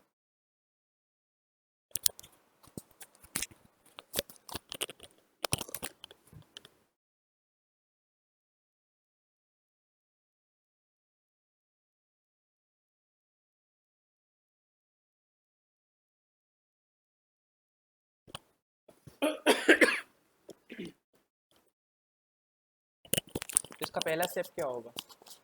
अगर आपने एक इनसॉल्युबल सॉल्ट बनाना है और एक सॉल्युबल चीज़ आपको दी हुई है, तो पहला स्टेप आपने डिसाइड करना है कि आपने डालना क्या है। तो आप पहले स्टेप में क्या लिखेंगे? मिक्स कैल्शियम नाइट्रेट विथ, कौन सा एसिड डालेंगे? Sulphuric acid. डाल दिया, एक मार्क हो गया, आपका इनसॉल्युबल सॉल्ट बन गया, राइट। इनसॉल्युबल सॉल्ट को अगर मुझे सेपरेट करना है तो मुझे क्या करना पड़ेगा? फिल्टर करना पड़ेगा। दूसरा स्टेप क्या होगा मेरा? Filter the insoluble calcium carbonate. Insoluble है ना, कैल्शियम कार्बोनेट क्यों यूज़ करोगे? Calcium carbonate insoluble, calcium chloride use कर सकते हैं, calcium chloride soluble. Filter the insoluble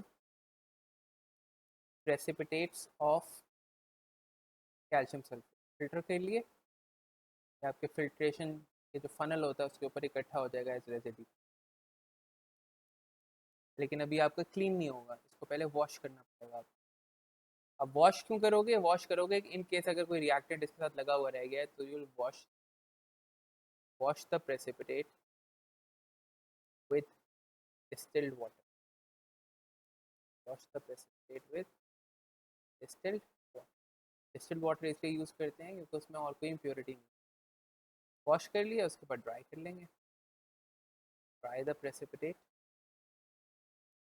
dry the precipitate in warm oven। ये चार स्टेप है आपके, तो याद रखना, दोबारा से बता रहा हूँ। अगर कुछ इनसॉल्युबल सॉल्ट बनाना है आपने तो हमेशा दो सॉल्युबल चीज़ों से बनेगा, ठीक है। तो अक्सर आपको बोला होगा कि ये सॉल्ट बनाना है और इससे बनाना है, एक रिएक्टेंट दिया होगा, दूसरा आपने खुद डिसाइड करना है, तो आप बता दोगे कि दूसरा जो भी डालना है वो बता दोगे। उसके बाद फिल्टर करोगे इनसॉल्युबल सॉल्ट को, वॉश करोगे और ट्राई करोगे। इसी तरह लेट से मुझे सिल्वर क्लोराइड बनाना है, सिल्वर क्लोराइड भी इनसॉल्युबल है, मैं किन दो चीज़ों से बना सकता हूँ?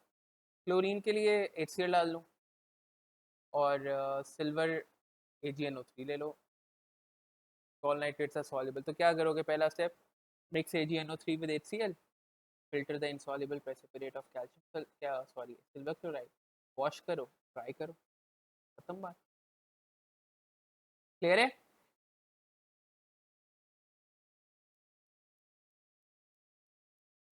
insoluble salt की प्रिपरेशन क्लियर है सबको? Yes we can. अगर नहीं दिया हुआ तो ऑब्वियसली उसने कुछ दिया होता है, अक्सर कुछ ना कुछ दिया होता है कि किससे बना. तो स्टार लोगों को समझ आइए, बाकी सबको क्लियर है? जल्दी से बता दो.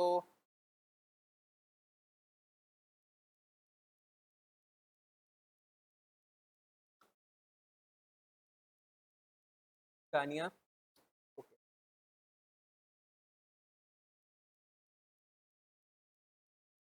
तो ये थी प्रेपरेशन ऑफ इनसॉल्युबल सॉल्ट. अब सॉल्युबल सॉल्ट्स की बात. Preparation of soluble salt. Soluble salt थोड़े से कॉम्प्लिकेटेड होते हैं. एक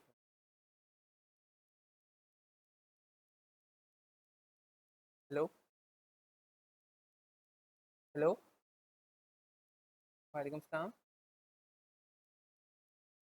नहीं अभी नहीं.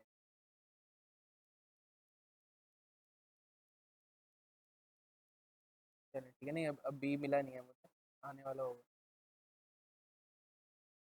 ओके. जी जी. ओके.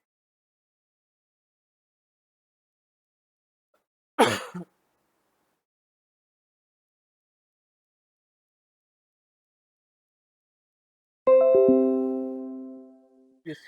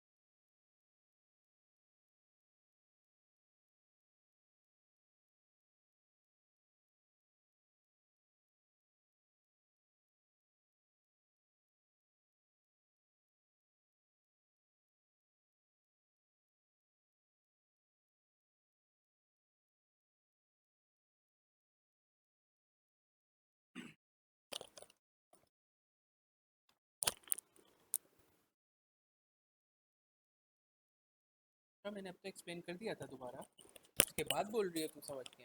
तुम्हारा ही मैसेज देख के मैंने रिपीट किया था पूरा. एक काम करो, एक दो दफ़ा वीडियो दोबारा देखना रिपीट पे. नहीं समझ आए तो फिर बता दो. ओके. सॉल्युबल सॉल्ट्स को दो तरीक़ों से बना सकते हैं हम. सॉल्युबल सॉल्ट्स के लिए हम ये चेक करते हैं कि आपने बनाना किससे है. अगर तो आपने कोई सॉल्युबल सॉल्ट बनाना है मेटल हाइड्रोक्साइड, मेटल हाइड्रोक्साइड से बनाना है, या आपने एक्वस अमोनिया से बनाना है.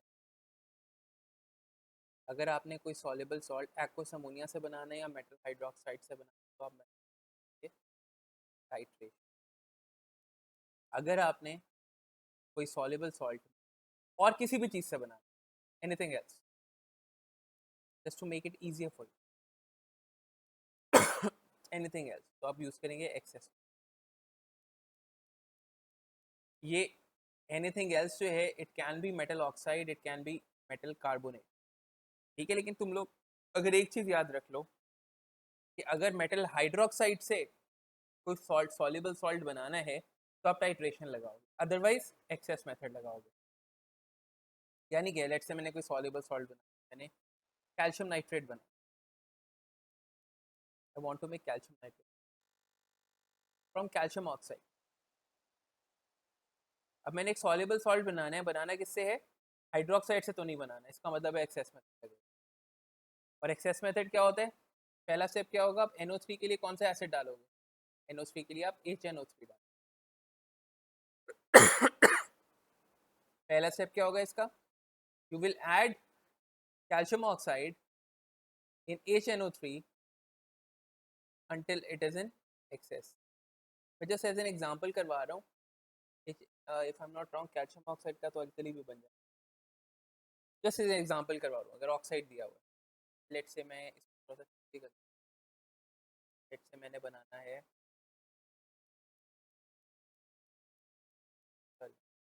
मैग्नीज का भी हो जाए, थोड़ा सा चेंज। अगर मैंने लेट से सिल्वर नाइट्रेट बनाना है, सिल्वर ऑक्साइड,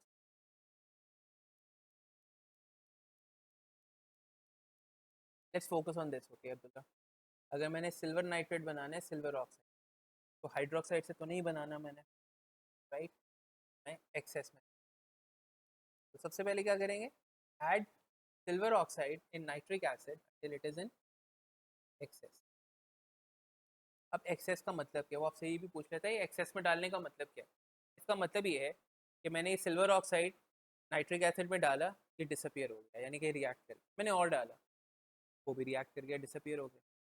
मैं इसमें तब तक ऐड करता जाऊंगा जब तक कि ये रिएक्ट होना बंद नहीं हो जाता। मैं सिल्वर ऑक्साइड तब तक एसिड में डालता रहूंगा जब तक कि ये रिएक्ट होना बंद नहीं हो जाता। और मुझे कैसे पता चलेगा कि रिएक्ट होना बंद हो गया? ये नीचे सेटल होना चाहिए। और मैं ऐसा क्यों कर रहा हूँ, क्यों मैं उसको ज़रूरत से ज़्यादा डाल रहा हूँ? This is to make sure कि मेरा रिएक्शन कंप्लीट हो गया। This is to make sure कि जितना एसिड आपने लिया था वो सारा का सारा कंज्यूम हो। Okay, you keep on adding solid thing in acid until it is in excess. Excess का मतलब ये है तब तक डालते जाओगे जब तक कि ये सेटल होना शुरू नहीं, ठीक है? And this is to make sure that reaction is complete, that all the acid is consumed. अब आपने ये डाल दिया इसमें नाइट्रिक एसिड, आपका ये सिल्वर नाइट्रेट आपका बन गया, ये सॉल्युबल सॉल्ट है, ठीक है? आपने ये मेक श्योर कर लिया कि सारा का सारा एसिड कंज्यूम, HNO3 सारा कंज्यूम हो गया, खत्म हो गया। अब सोल्यूशन के अंदर क्या क्या चीज़ पड़ी हुई? सोल्यूशन के अंदर आपका सिल्वर ऑक्साइड पड़ा होगा एक्स्ट्रा में, और सिल्वर नाइट्रेट पड़ा होगा। पहले आप जो एक्स्ट्रा सिल्वर ऑक्साइड पड़ा हुआ जो इनसॉल्युबल है उसको फिल्टर कर लोगे, will filter the excess silver oxide, filter कर लिया। अब आपके पास सिल्वर नाइट्रेट का सोल्यूशन बचा। अब सॉल्युबल सॉल्ट को जो आपने सोल्यूशन में से निकालना होता है तो आप एवेपोरेट करते हो।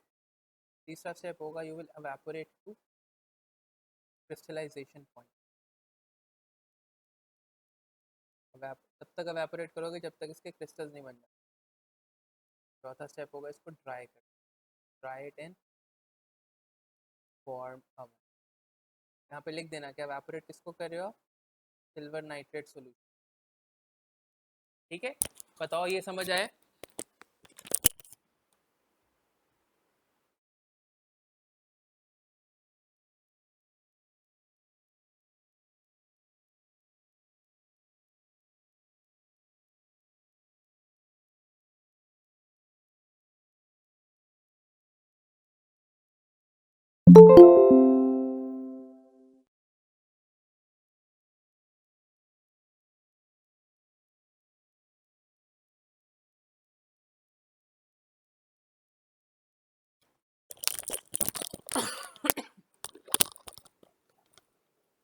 आवाम का बहुत कम रिस्पॉन्सेज आ रहे हैं, समझ नहीं आया ये? एक्सेस में यही स्टेप्स होंगे। जब ये एक्सेस मेथड लगेगा, तुम लोगों को एक्चुअली में सिर्फ मेथड याद करना है कि कौन सा कहाँ पे लगेगा, तो फिर चीज़ें बहुत आसान हो जाती हैं। इसी तरह से लेट से मुझे कोई और सॉल्ट बनाना है, मुझे कैल्शियम क्लोराइड बनाना है, कैल्शियम क्लोराइड देने दो, मुझे आयरन क्लोराइड बनाना FeCl, और मुझे कह रहा है आयरन ऑक्साइड से बनाना। अब आपने एक सॉल्युबल सॉल्ट बनाना है और हाइड्रोक्साइड से नहीं बनाना, तो यहाँ से आपको पता चल जाएगा कि ये एक्सेस मेथड। तो उसमें मैं कौन सा एसिड डालूंगा, HCl। मेरा पहला स्टेप क्या होगा, add iron oxide in HCl until it is in excess. दूसरा स्टेप क्या होगा, filter the access iron oxide, filter कर लिया मैंने। उसके बाद अब मैं आयरन क्लोराइड सोल्यूशन को मैंने सेपरेट करना है, then I will say evaporate the iron chloride solution to crystallization point, and then you can dry it and warm it. ये आपके steps पूरे हो जाएंगे.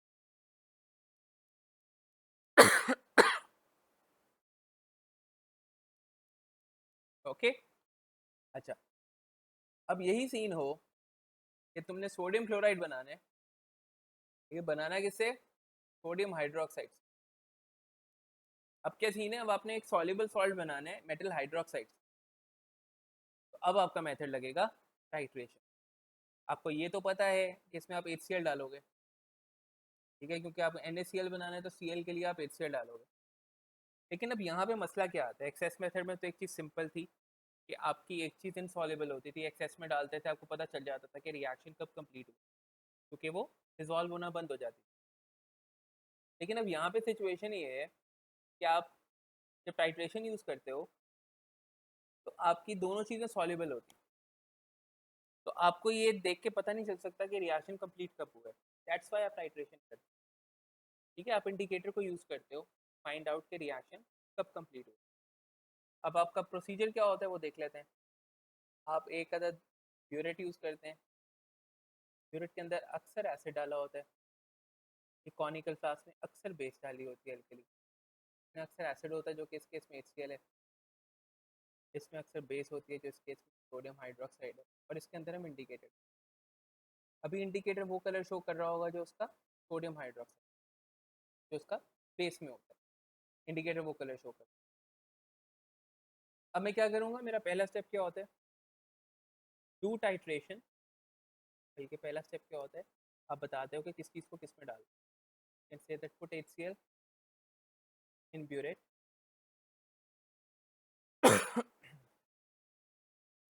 and NaOH in conical flask. डाल दिया. Do titration.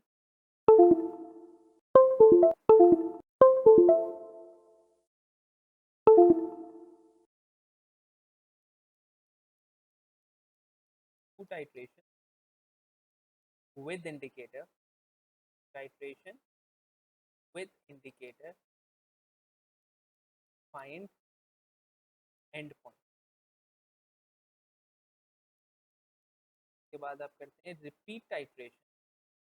अभी बल्कि यहाँ पे छोड़. अब एंड पॉइंट का मतलब क्या है? एंड पॉइंट का मतलब ये है, आपने डू टाइट्रेशन विद इंडिकेटर का मतलब क्या है? डू टाइट्रेशन विद इंडिकेटर का मतलब ये है कि मैंने पहले इसका टैप ओपन किया प्यूरेट का, इसमें से HCl गिरना चाहिए सोडियम हाइड्रोक्साइड में. लेट से पहले पीएच की सोल्यूशन की यहाँ पे सोडियम हाइड्रोक्साइड की 12. जब आपने एसिड डालना शुरू किया ये पीएच कम होना चाहिए. 11 हो गई, फिर ये 10 हो गई, फिर ये 9 रह गई, फिर 8 रह गई, फिर ये 7 हो गई. 7 का पॉइंट है जहाँ पे रिएक्शन कंप्लीट हो गया, न्यूट्रलाइजेशन रिएक्शन न्यूट्रलाइज हो गया. लेकिन 7 पे इंडिकेटर कलर चेंज नहीं करेगा. 7 के बाद जब पहला ड्रॉप HCl का सोडियम हाइड्रोक्साइड में जाएगा, जैसे ये pH लेस देन 7 होगी तो इंडिकेटर वो कलर शो करेगा जो कि उसका एसिड में.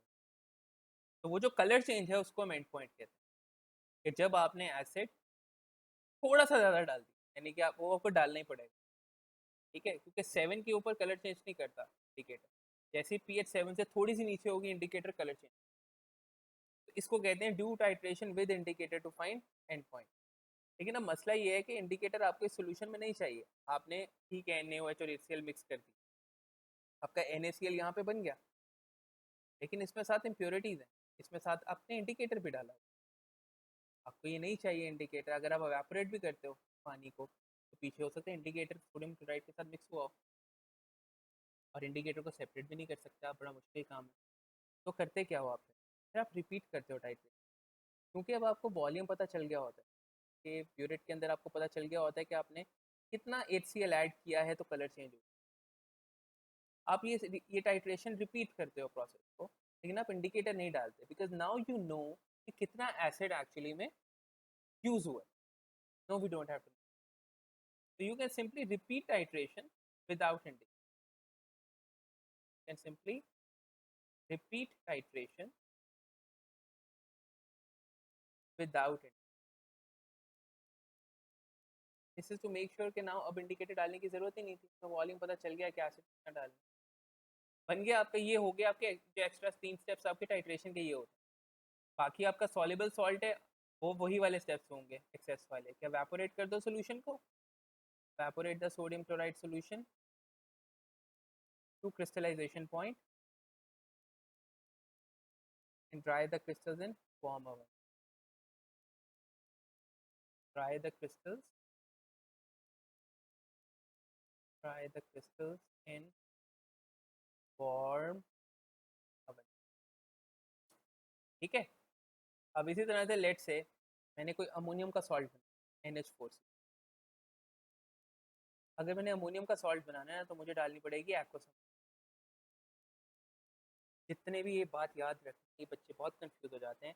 अमोनियम सॉल्ट जब भी बनाना है तो Cl तो ठीक है आ गया HCl से, यही अमोनियम सल्फेट बनाना होता तो H2SO4 से SO4 आ जाता, लेकिन ये NH4 कहाँ से आएगा, NH4 आएगा एक्वस अमोनिया. और एक्वस अमोनिया क्या होती है, अल्कली होती है. मैंने आपको बताया था एक्वस अमोनिया क्या होती है, अल्कली होती है. मैंने आपको बताया था कि अगर आपने कोई सॉल्युबल सॉल्ट मेटल हाइड्रोक्साइड या एक्वस अमोनिया से बनाना है तो आप टाइट्रेशन, तो फिर आपका यहाँ पे भी वही मेथड, आप HCl को ब्यूरेट में डालोगे, अमोनिया को एक्वस अमोनिया को कॉनिकल फ्लास्क में डालोगे, do titration with indicator to find endpoint, repeat titration without indicator, then you will evaporate the ammonium chloride crystallization point, dry the crystal then warm oven. ठीक है.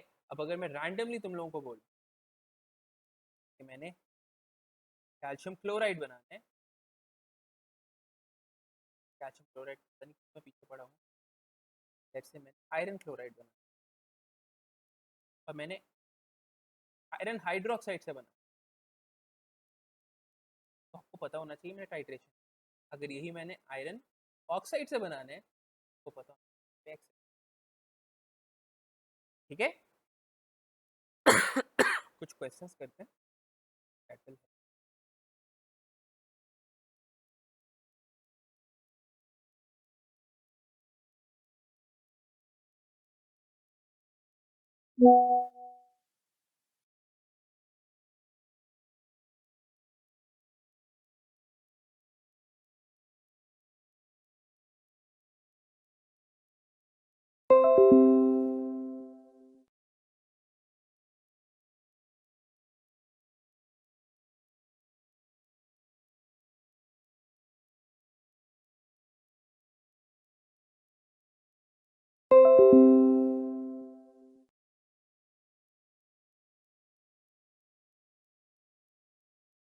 Salt के कुछ,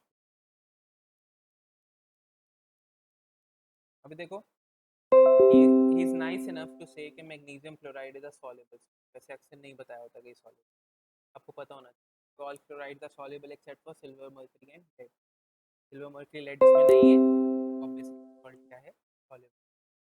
आपको बनाना किससे, magnesium से. ना हाइड्रोक्साइड से बनाने, ना एक्वस अमोनिया से बनाने, किससे बनाने, मैग्नीशियम. तो आपका मेथड कौन सा लगेगा, एक्स. ठीक है. तो आपके वही स्टेप्स ऐड में, अब मैग्नीशियम से बनाने आपने क्या, तो वही स्टेप्स लगेंगे. Add magnesium in hydrochloric acid and excess. ठीक है. बस filter the excess magnesium, evaporate the magnesium chloride, try the form oven. It's all about identifying the right.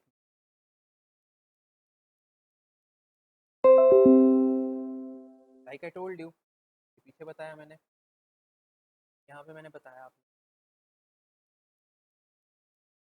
तो बताया. देखो, अगर आपने कोई सॉल्युबल सॉल्ट किसी हाइड्रोक्साइड से बनाना है या एक्वस अमोनिया से बनाना है, इन दोनों के अलावा किसी और चीज से बनाना है तो एक्सेस लगे. अभी एनीथिंग एल्स, मेटल भी हो सकती है, मेटल ऑक्साइड भी हो सकती है, और एनीथिंग, मेटल हाइड्रोक्साइड है या अमोनिया है, इससे बनाना है कोई सॉल्युबल सॉल्ट तो टाइट्रेशन लगेगा. इसके अलावा कुछ भी होगा तो एक्सेस लगेगा. ठीक है. अब ये देखो और भी करते हैं.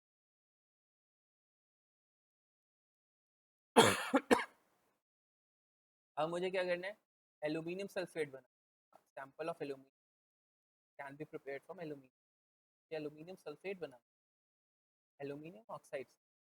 अगेन मुझे सॉल्युबल सॉल्ट बनाना है, बनाना किससे, ना उसके हाइड्रोक्साइड से बनाना है, ना ही मुझे एक्वस अमोनिया से बनाना है. मेथड कौन सा लगेगा? एक्सेस।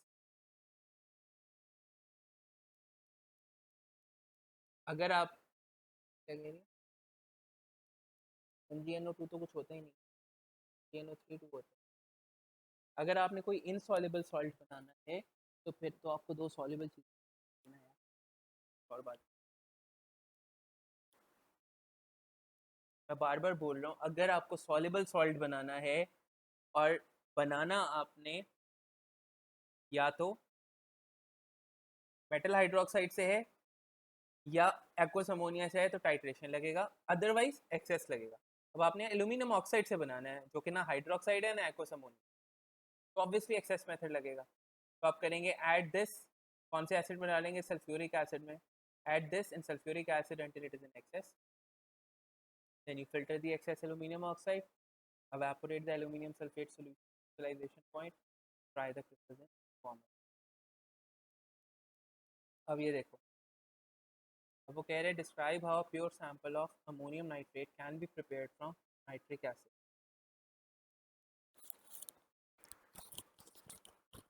मोहम्मद क्लास के बाद आता हूँ।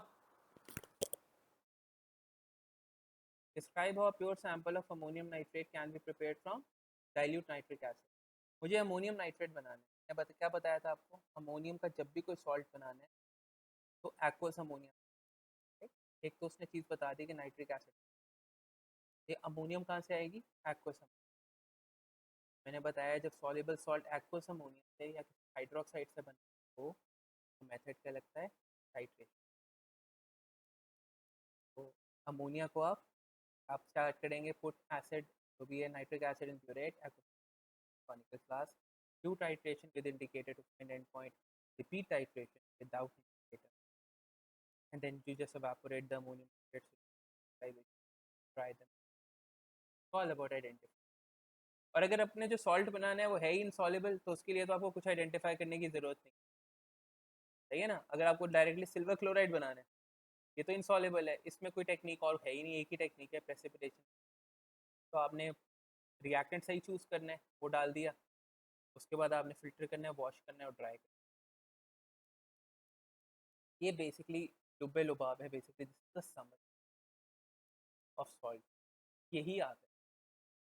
और जो थोड़े बहुत ऊपर नीचे सवाल आते हैं ना, वो प्रैक्टिस है दोनों के। फॉर एग्जाम्पल बच्चे कम होते जा रहे हैं तो क्लास का टाइम थोड़ा सा ऊपर हो गया है, 60 मिनट देर हो गई। बेहतर है मैं और क्वेश्चन को करवा दूँ।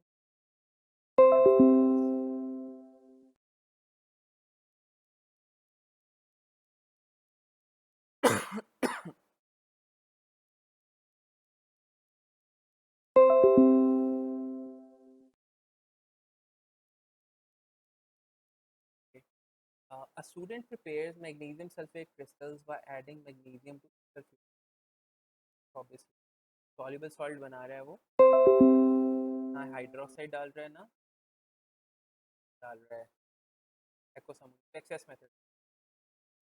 तो कह रहे हैं suggest the name for a solution in which no more solute can dissolve, that is called saturated.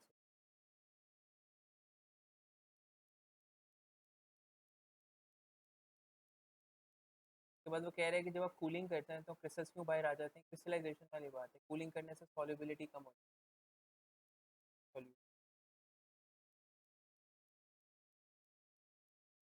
Leaving, चलो ये क्वेश्चन कर लें। पोटेशियम हाइड्रोक्साइड और एसिड रिएक्ट करके पोटेशियम क्लोराइड बना, कह रहे कौन सा एसिड यूज करेंगे तो पोटेशियम क्लोराइड बने? तो हाइड्रोक्लोरिक एसिड। और द टाइप ऑफ रिएक्शन कौन सा होगा कि आप अल्कली यूज करें एसिड यूज करें तो न्यूट्रलाइजेशन। के बाद वो कह रहे हैं name the experimental techniques used when salts are made by reacting dilute acid with an alkali. Metal hydroxide और एसिड रिएक्ट करते हैं जब, तो कौन सी टेक्निक यूज करते हैं टाइट्रेशन?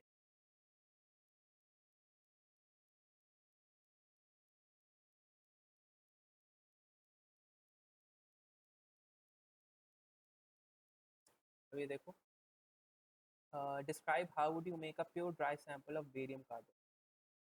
अब बेरियम कार्बोनेट आपको बनाना है। बेरियम कार्बोनेट क्या है?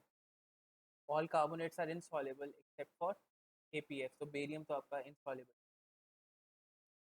ठीक है, इनसॉल्युबल सॉल्ट बनाने के लिए आपको दो सॉल्युबल चीज़ें डालनी। तो अब बेरियम की कोई सॉल्युबल चीज़ डाल दें, बेरियम का नाइट्रेट डाल दें, add barium mix, barium nitrate with, अब CO3 के लिए भी आपको सॉल्युबल चीज़ ले लें। कार्बोनेट कौन सा सॉल्युबल होता है? अब सोडियम का कार्बोनेट ले लें, barium carbonate with sodium carbonate, barium nitrate with sodium carbonate, mix कर लिया। फिर आप इसको इनसॉल्युबल को फिल्टर कर लेंगे, filter the precipitates of barium carbonate and you will wash, मैं जल्दी जल्दी कर रहा हूँ, you will wash and try। Equation बनानी है बेरियम नाइट्रेट, बेरियम नाइट्रेट को मैं रिएक्ट करवा रहा हूँ अगर सोडियम कार्बोनेट का, तो इक्वेशन क्या बनी? एक का पॉजिटिव आइन दूसरे के नेगेटिव आइन, बेरियम का कार्बोनेट बन गया हमारा, और इसका पॉजिटिव आइन इसके नेगेटिव आइन के साथ सोडियम का नाइट्रेट बन गया। तो बाद में ये IGCSE से। अच्छा, आज ये करोगे तुम लोग, अच्छे से इसके क्वेश्चन प्रैक्टिस करो, नोट्स पढ़ो, क्वेश्चन प्रैक्टिस करो, एंड श्योर कि इंशाल्लाह most of the question. But अगर तुम लोगों ने ये वाले टॉपिक अगली क्लास में डाल दिया, नेक्स्ट डे पे डाल दिया, तो भूल जाओगे। आज बैठ के 2 घंटे लगाओ एसिड बेस सॉल्ट्स के टॉपिकल सॉल्व, एक दफ़ा ना जिंदगी ऐसा। ठीक है, यार वर्कशीट दी हुई है, मैं बाइंडर है तुम, ठीक है, okay then, see you guys tomorrow, हाफिज़।